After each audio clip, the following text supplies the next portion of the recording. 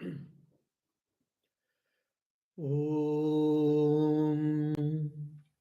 हृदयकमलमध्ये राजितं निर्विकल्पं सदसदखिल भेदातीतमेकस्वरूपं प्रकृतिविकृतिशून्यं नित्यमानन्दमूर्तिं विमलपरमहंसं रामकृष्णं भजामः। निरुपममतिसूक्ष्मं निष्प्रपञ्चं निरीहं गगनसदृशमीशं सर्वभूतादिवासं त्रिगुणरहितसच्चिद्ब्रह्मरूपं वरेण्यं विमलपरमहंसं रामकृष्णं भजामः।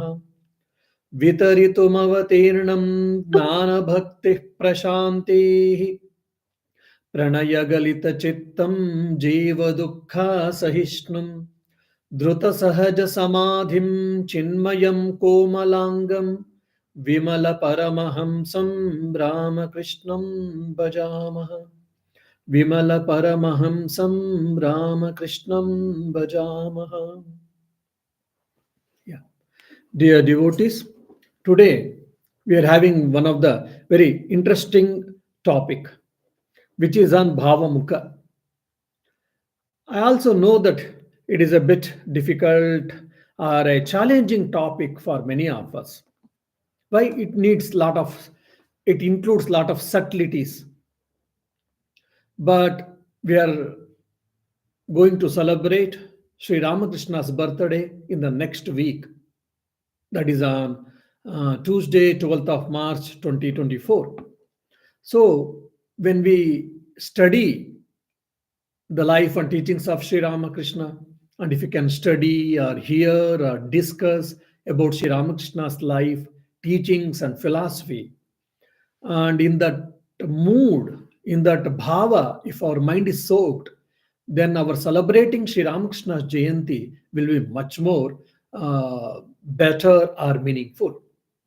So, probably in this context, from this aspect, we are discussing Sri Ramakrishna's unique experience and philosophy, that is Bhavamukha. It gives a lot of value for all of us, being the devotees of Holy Trio. Now, before going into the Bhavamukha, just let me explain what is Bhavamukha in a simple layman's language. Say, for an example, you are standing on a compound wall, which is, 6 to 8 meters height. For some reason, you have climbed the wall. Now, since it is 6 to 8 meters, it is a quite high. The people who are inside the compound, they will be unable to see. They will not be able to see what is happening outside of the compound wall. Who is coming, who is going, or what is happening, you can't see. Similarly, the people who are standing outside the compound wall, say in the roads, even they will not be able to see what is happening inside the compound wall. Who are there, what they are doing, or what things are there. If anything changes are going on inside, people cannot see, people cannot know. Whereas a person who is standing on the compound wall, he is able to see inside the compound. For an example, castle, you can say, a house, you can say, or a field, you can say. So, what is happening inside the compound wall, what is there, who is there, what activities are going on, you will be able to see. Similarly, at the same time, and the same place, he will be also able to see what is happening outside the compound, that is in the road or on the place. Some people are coming or going, or some incident is occurring, he is able to see. Now, the person who is inside the compound wall is not able to see outside, and the person who is there outside of the compound wall, he will not be able to see inside. Whereas the person who is standing on the compound wall, he can see both the things.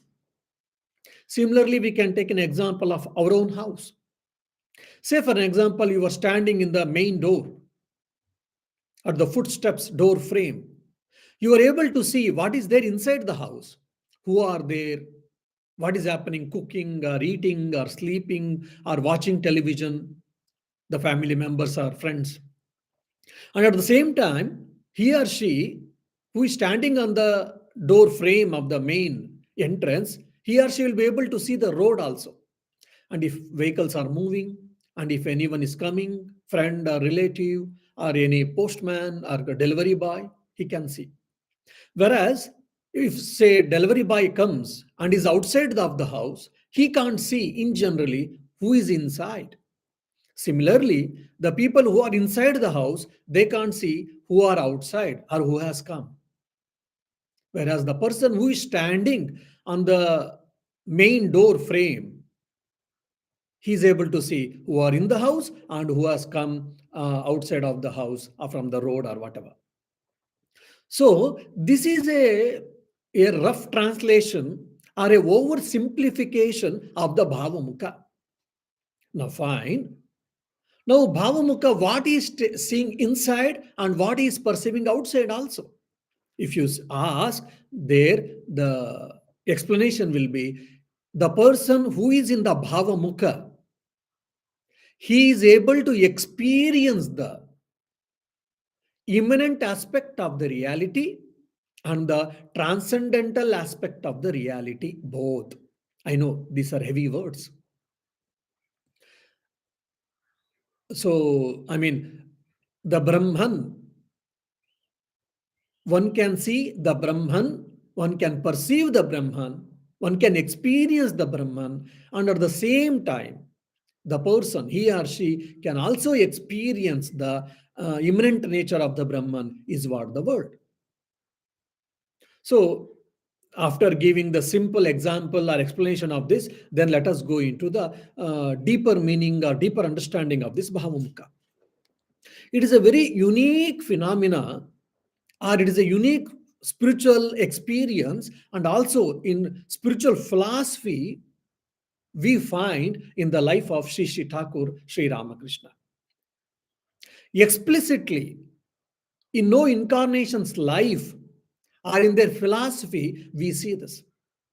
They might have experienced, this Bhavamukha. We can't say no, but explicitly, nowhere so clearly, so palpatably, either the experience or the philosophy has been discussed in my limited knowledge about the scriptures. And Swami Shardanji Maharaj, the apostle of Sri Ramakrishna, he also discusses this Bhavamukha beautifully. And whoever has studied Sri Ramakrishna's great master or Sri Ramakrishna's life in detail or in depth, you'll be able to recall now. There are three occurrences at the three times where this Bhavamukha incident has happened in the life of Swami Sri Ramakrishna. One, we all know that after getting the sannyasa diksha, monastic vows from his guru Totapuri, Sri Ramakrishna stayed in that Nirvikalpa Samadhi for 6 months. And at the end, or after 6 months, Mother Kali, Bhavatharini, she blessed Sri Ramakrishna, say that Bhavamukhe Thak, you stay in Bhavamukha. And once more, how even our mind get agitated by prizes and blames, especially blames and all. Even Sri Ramakrishna's mind was also agitated at the given point of time, in the limited time where he was blamed by Haladari. Haladari was a spiritual aspirant, but a sort of hypocrite. We all know that. He blamed Sri Ramakrishna, saying that you are a boka, you are a childlike, you are an innocent guy, you don't know what is right and what is wrong. So Mother Kali has cheated you. All your experiences and etc. are simply, it is a fancy or it is a hallucination. It is not real. Sri Ramakrishna took it very seriously. He went with tears to Mother, because I am illiterate in scriptures. I have not studied. So have you cheated me? Is it befit you? Then in the Kuti body, not in the Kuti body, in the form of Rati's mother, Rati was a lady. In the form of Rati's mother, Mother Kali, again, she assures that Bhavamukhe Tak, You be in the state of Bhavamukha, all your experiences are real, are true. This is the second occurrence or incident. And the third is same thing. This Haladari, he created a nonsense. And in Kutibadi, where the bungalow, even if you see the Dakshineshwar temple now, before the entrance there is a bungalow where Rasmani and Mathur they used to stay, and Sri Ramakrishna also lived there for a long time before shifting himself to the Sri Ramakrishna's room, which we see now. So there also his mind was a bit disturbed because of this Haladari's comments on his spiritual experience. His mind was perturbed. At that point of time, as Sri Ramakrishna himself says, that suddenly there was a mist. There was a mist or a smoke from the, I mean, what do you say, land or from the floor. Then it took a particular golden complexion form. What a beautiful! When I was reading this in Sri Ramakrishna's great master Leela Prasanga, there was a goosebumps experience of goosebumps. So that mist or the smoke took the form of a golden complexion with a long beard, and his face is so divine look, with smile and with a serene and with a peaceful outlook. So by seeing that, anyone can understand that he's not a common man, he's a divine. Such a person, blessed, again, Sri Ramakrishna, that Bhavamukhe Tag, you be in Bhavamukha. So three times, so where we get the history or we get the authentic records that Sri Ramakrishna was blessed or commissioned by the Supreme Being time and again that you stay in that state of Bhavamukha. Okay, so now to understand this Bhava Mukha, first you have to understand few basic things. Then only you will be able to understand this Bhava Mukha concept. One is when we see this external world, for us, how much ever we read scriptures, how much ever we read Vedanta, Advaita Vedanta, I mean, still as of now, for us, the world is real. Our body is real. It may be momentary.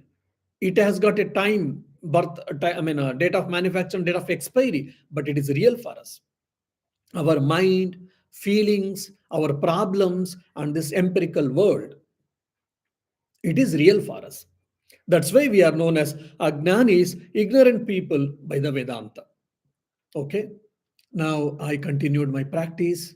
I had a purification of my mind, and slowly, slowly, I got deeply engrossed in meditation, and I experienced the God, or I experienced, still specifically, I experienced who am I. Aham Brahmasmi, I am that Brahman. I experienced. It is not just knowledge. Even now, if you have heard any Vedantic lectures, everyone will be knowing intellectually that we are Brahman, we are self, not the body and mind. But here, knowledge means it is experiential knowledge. A person who attains Nirvikalpa Samadhi, he experiences the self. I am that Brahman. So I and Brahman will not be two things, there only Brahman will be there. So in that state, what happens? Your mind gets dissolved. Your individual ego gets dissolved. And the experiencer, Gnata, experience, Gnana or Anubhava or Anubhuti, and Gneya, the object to be known, that is the Brahman, all three gets dissolved.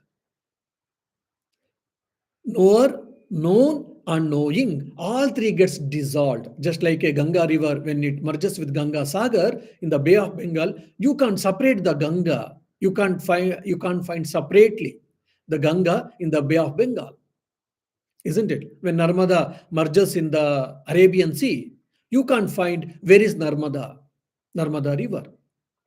So similarly, when a person attains Nirvikalpa Samadhi, he merges there. And not only that, generally, he or she cannot come back to this empirical universe. So, as per Yoga Shastras, as Sri Ramakrishna also has said, in 21 days, his body falls off. Now, in the case of Sri Ramakrishna, is an incarnation. In the case of incarnations or prophets or the people who have got some special mission, to perform. So, or the divine will, providence will, he or she can come back, which is rare indeed, no doubt. And in Sri Ramakrishna's case, after going attaining Nirvikalpa Samadhi, after staying 6 months in Nirvikalpa Samadhi, he came back. He's a gnani, he's an experiencer of that self fight. Now, there is also, so gnani or gnana means what? Experiential knowledge of oneself or the self. Agnana means what? Thinking that this world is real and the objects are real and etc. Now, there is a one more state called Vignana or who is in that state is called Vignani. So this is also very, very important. So before explaining this Vignani, I would like to mention that there are, according to few scriptures, few Vedantic interpretations, there are generally, four types of Brahmagnanis. One is Brahmavid. In Taittiriya Upanishad, you see Brahmavid, Brahmaiva Bhavati. The knower of the Brahman, the experiencer of the Brahman. He knows, he has experienced. Then Brahmavidvara. So, how to understand this? For example, someone has seen the Bay of Bengal. Have seen the Bay of Bengal ocean from a kilometer, 1 kilometer distance. I have seen, or say, 1 kilometer or 500 meters distance. I have seen. So, if he is considered as Brahmavid, then a person who has gone bit near, he has seen the Bay of Bengal, sea or ocean or bay from 300 meters distance. Brahmavidya has seen the Bay of Bengal from 500 meters distance, and Brahmavidvara has seen and experienced the Bay of Bengal from 300 meters. Then Brahmavidvarenya, he has gone and he has on the bank of the Bay of Bengal. He stood, not maybe 1 or 2 meters difference, that's all.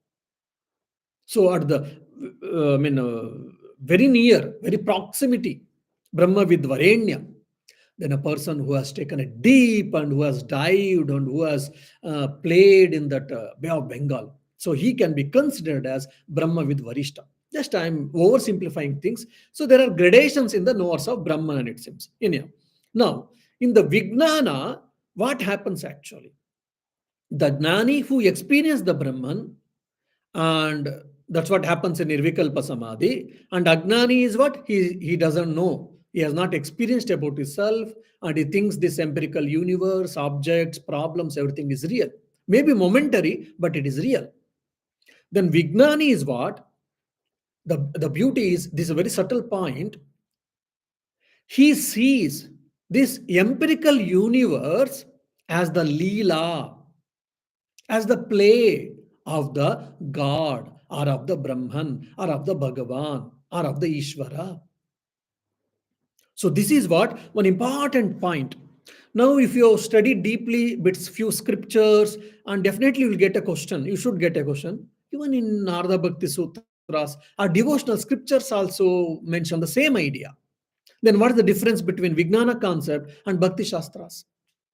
Because Bhakti Shastras, Advaita Vedanta negates this world as matter or whatever. But whereas Bhakti Shastras, devotional scripture says that this is the Leela of the God. Then what is the difference between that concept and this Vijnana concept?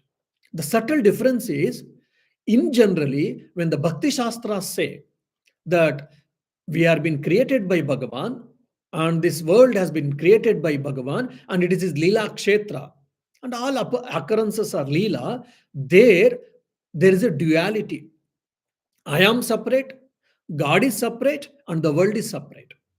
So there is the distinct differentiation. That's what in Bhakti Shastra generally we see. But whereas in Vijnana, what is, the Lord himself has taken the role of individual beings. The Lord himself has taken the form of this world, and he is playing. He is only playing. So this, if you remember Gospel of Ramakrishna, a devotee asked this question, interesting question. Oh, because God thought, and we became, and God became many, and that's how we came into existence, and it is a God's play, All that's the reason this world is running. For Ishvara, it is a play, but for me, it is a suffering. For God's play, why should I suffer? Very important question, pertinent question. The question was asked by devotee by to Sri Ramakrishna. Sri Ramakrishna asked, Tobe tumi ke? Okay, then who are you? Who am I? When I start thinking I'm the self, then the duality ceases to exist, then everything stops there.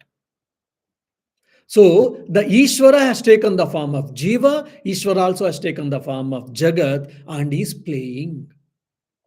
Simple example I can give, nearest example is dream. I know, bit simple, it is bit deep. Dream experience. In the dream, say you went to Ayodhya, or you went to say Simla, Kulu Manali you went, and you enjoyed, there is a beautiful snowfall, you did a lot of games, you did games and you took the photographs, and you slipped and fell also on the snow, and you took the snow and you made a snowballs, and keeping like this you took the photos, and you had thrown each other, and you stayed in a hotel, you enjoyed snow, you bit struggled with the cold, and you had a wonderful time. Then early morning, this dream was there. Your morning bell alarm rang, and your sleep broke, your dream broke, and you got up. Now you understand that, oh, it was a dream. It is a dream. Wherever you were there before sleeping previous night, in the same place, in your hometown or in your house, you are there. So going to Simla or Kulu Manali was just a dream. Now, if you analyze the dream, you had been to Simla.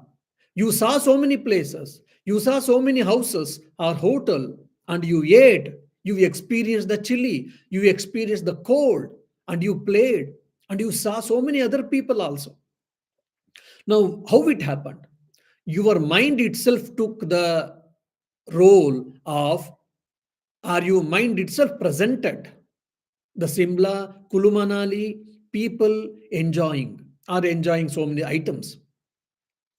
So it created the world for you. It created the Simla Kulu Manali picture for you. And who enjoyed all this, or who suffered that? Your own mind enjoyed, your own mind suffered.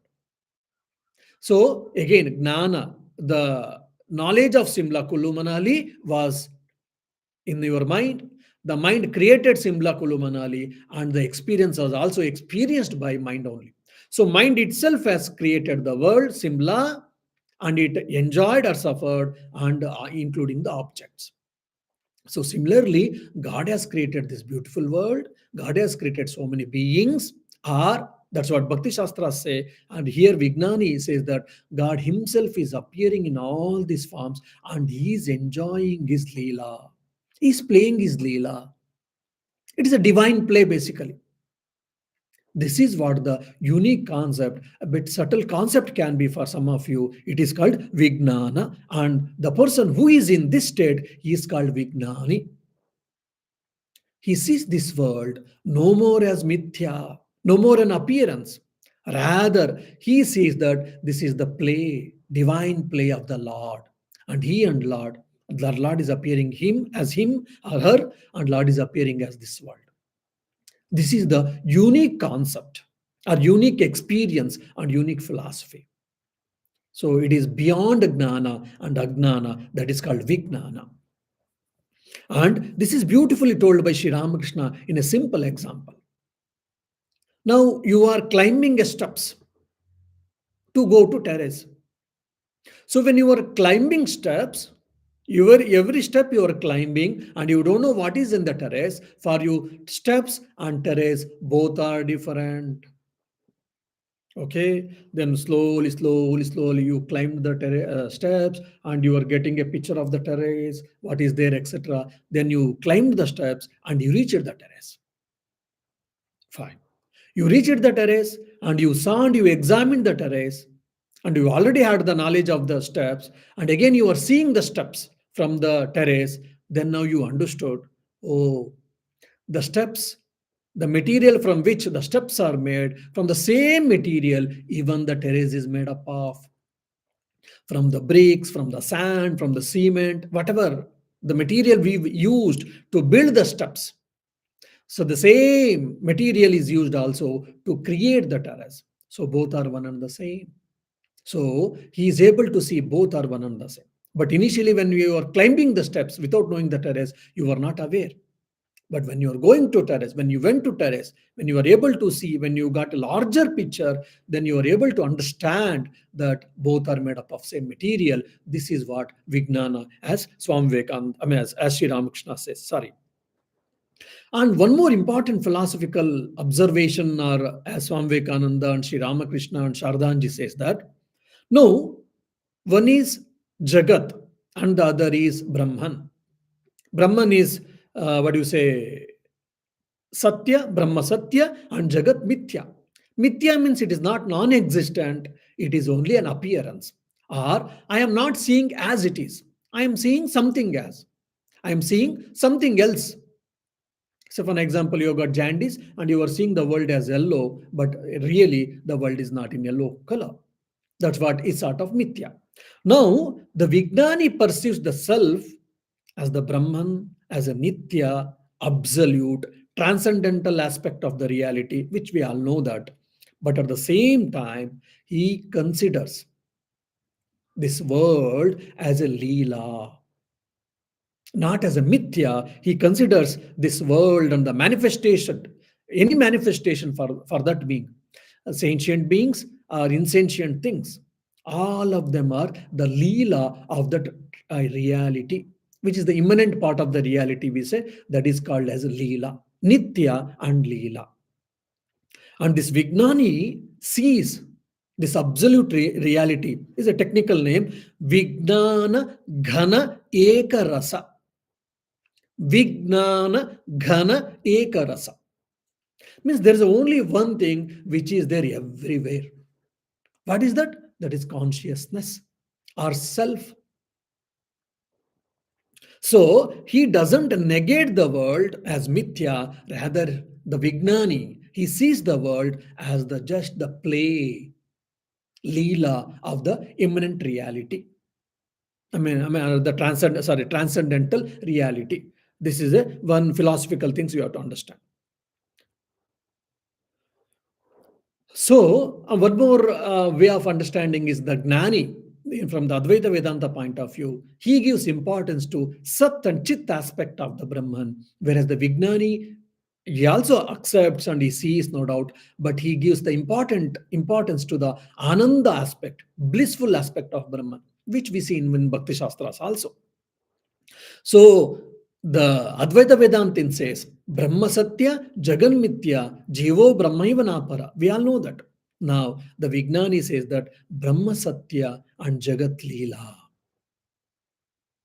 Brahma Satya and Jagat Leela. Leela, is it Mithya? No. So this is the same idea. It is all very profound, sublime philosophy. Sri Ramakrishna uses in a very simple language. That is the beauty of it.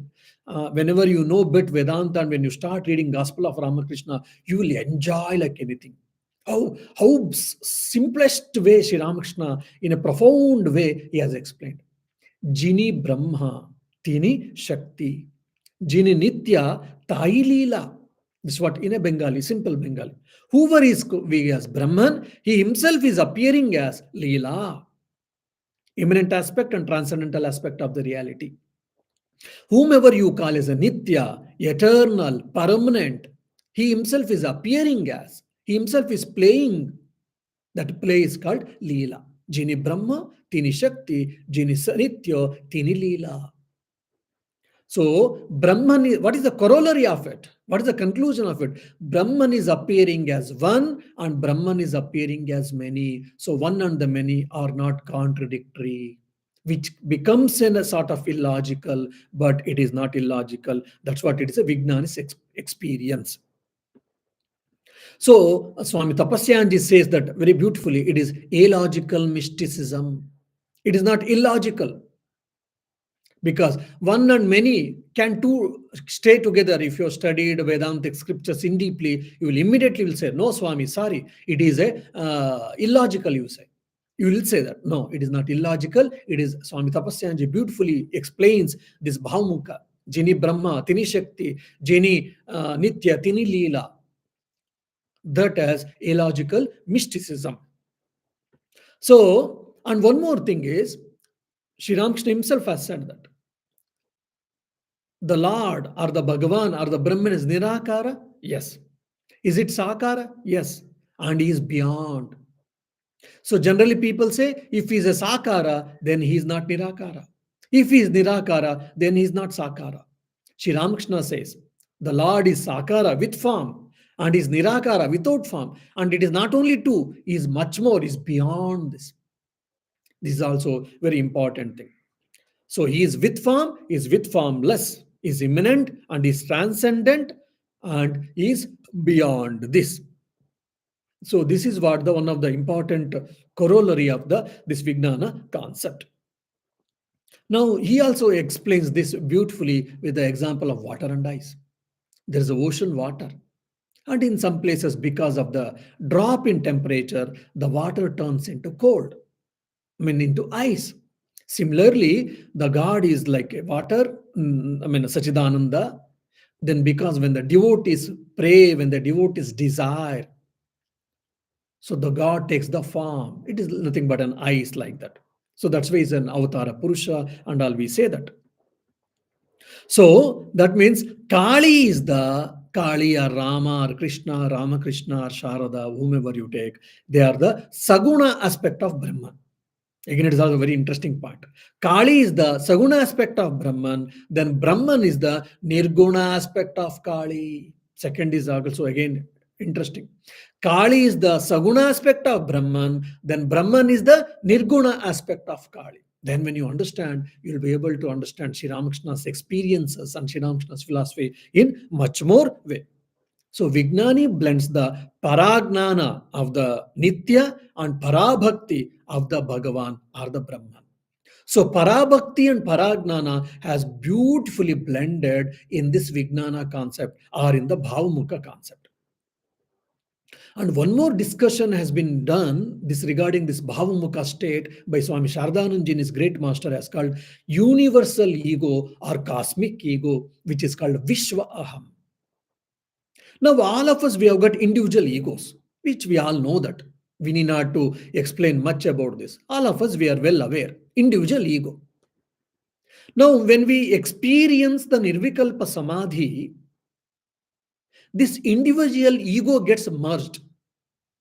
Individual ego gets dissolved. How? Just like for an example, then Narmada river, when it gets merged in the Arabian Sea, Narmada loses its existence. When Kaveri merges in the Arabian Sea, Kaveri river, it loses its existence as a Kaveri. It becomes the part and parcel of Arabian Sea. Or where to see Narmada in the Arabian Sea? Can you find Narmada in the Arabian Sea? No, not possible. Can you find separately the Kaveri water in the Arabian Sea? No, not possible. Similarly, there are so many Brahmaputra. Can you see in the Bay of Bengal separately? No, it is not possible. Similarly, an individual person, when he experiences the Brahman or in merges in, when he experiences the Nirvikalpa Samadhi, his individual ego gets merged, gets dissolved. That's why he cannot come back. And his body goes away. I mean, his subtle body gets merged and all. He leaves the body in 21 days, which we have discussed. Now, the person who is in Bhavamukha, he will be having universal ego or cosmic ego. That's where Sri Ramakrishna used to tell always, Amikichu Janina. Je Mayericha, Jamon Mayericha, Temni Hobe. This is what the cosmic ego, Vishwaham. So he doesn't have any is individuality. For us, we try to surrender. Sab Thakure Richa, Sab Thakure Richa. Everything is God's will, everything is God's will. Most of the time, it is a lip service for us. But in the case of Sri Ramakrishna, it was a matter of fact or it was a matter of experience. He used to say, everything is mother's will. I don't know anything. So his ego was merged in that cosmic ego. So he was as an instrument of the cosmic ego, he was performing his actions. Initially, when he didn't like the word guru, afterwards, in some places, he didn't had a problem. Why? Because when he was in that cosmic ego, he did this Kalpataru incident, and so many other incidents happened when he was in that Bhavamukha state. Why? Because his ego is not there. He is only reflecting the cosmic ego. But still, as a cosmic ego, still, how can he survive then? If you ask, yeah, it is generally to be difficult to understand or comprehend. It is possible only in the different things that is in Sri Ramakrishna's life we can see, and which he uses the word called pakvaham, ripened ego. The cosmic ego, in a layman's language, he has used that ripened ego. So Sri Ramakrishna placed himself in that cosmic ego, or he had that cosmic ego. He merged his individual ego with the cosmic ego. He had only his cosmic ego. So from that cosmic ego, he performed all his avatara karya, leela karya. So it was not of, that's why he's called Karuna Pathar, Prema Pathar. It is not just out of compassion just for fellow beings. No, it is from that emerged from the cosmic ego, which is very unique, which is such a ocean of mercy. That's why it's called. Yeah. Now, so in Bhavamukha, a person who stays, that means what? He is balancing being and becoming, is in between absolute and relative, is in between transcendent and immanent. So in the physics, it is like called saddle point equilibrium. Even I also do not know much about this. So the Atmano Mokshartam Jagadhitayacha, which has been taken from Yajurveda, no doubt. So this idea Swami Vivekananda gave, this is based on Sri Ramakrishna's experience of Bhavamukha. So we don't negate the world, rather we take this as the Leela of the Brahman, Leela of the God. So you are experiencing or you are enjoying the, what do you say, the Leela or the world. Oh, we feel the world is so prison like, it is so much sorrowful, it is so many problems, so many things. It is better to get away. It is better to, run away from this. Or it is not true also. Then no, it is a wonderful divine play, wonderful playground of the Lord. It is a wonderful playground of the Mother. That's what we see in the sea. We can see even in Sri Ramakrishna and Swami Vivekananda. They played in this world. They played in this world. That's why Jini Brahma, Tini Shakti, Jini Nitya, Tini Leela. So that it is not just a notion, it is not a knowledge, it is not just a philosophy, rather it was a matter of experience and it was a matter of fact for Sri Ramakrishna. So basically, he is in between Nitya and he is between the Jagat or Leela. Or is in between Saguna Brahma and is between, it is not Saguna Brahma, rather I can say that it's sort of Hiranya Garbha. Very loosely I'm telling you. Why? Because he is identified himself with the cosmic ego. See, when he was merged that himself, even that's the reason he used to tell himself, I would like to eat jalebi, I would like to have water or whatever. So he used to put some desires, superimpose some desires, so that he can do his Leela Karya. So some mixture of the desire is required. Just like with a pure gold, you cannot do instrument. You have to mix something Allah, isn't it? So similarly, you have to have some desire. So Sri Ramakrishna said that have a desire that in a way, in a different way, he said that as a ripened ego, I am a devotee of the Lord, etc. So he had a Bhaktaham, and as he says, Shankaracharya had a Gnanaham, which is a Paripakvaham, ripened ego. Basically, Sri Ramakrishna's ego was placed, or the nature of his Sri Ramakrishna's ego was not individual ego like us, it was a cosmic ego, Vishwaham. So these are the few things which we have to understand. I know that it is a subtle concept. We have to think, we have to read, and we have to reflect upon all these things. So I think Pramadadas Mitra, I'm not able to recall now. He has written beautifully these things, and in few other stotras, which is written by Shardananji or Virjananji and etc. There, these ideas are seen here and there in the seed forms. So if you keep on thinking and trying to hear, definitely you'll be able to understand. May Sri Ramakrishna bless all of us, and we'll be able to understand him more and more, and we'll be able to be the recipient of his grace and we shall experience him and experience his nature, and we'll be able to reflect his philosophy through our life and actions. ॐ निरञ्जनं नित्यमनन्तरूपं भक्तानुकम्पाद्रुतविग्रहं वै ईशावतारं परमेशमीढ्यं तं रामकृष्णं शिरसा नमामि।